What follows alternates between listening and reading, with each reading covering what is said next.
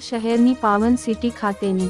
Charlie hub આગળ લગાવેલ dish ટીવીનો કેમેરો તોડતો કોઈ અજાણ્યો શખ્સ સીસીટીવી કેમેરામાં કેદ થતા ઘટનાના સીસીટીવી ફૂટેજ સોશિયલ મીડિયામાં વાયરલ થયો છે। પ્રાપ્ત માહિતી અનુસાર ચાર્લી હબ પાસેની હેર સલૂનમાં આવેલ એક શખ્સે આ કૃત્ય કર્યું હોવાનું દુકાન માલિકે ટેલિફોનિક માહિતી આપતા જણાવ્યું હતું કે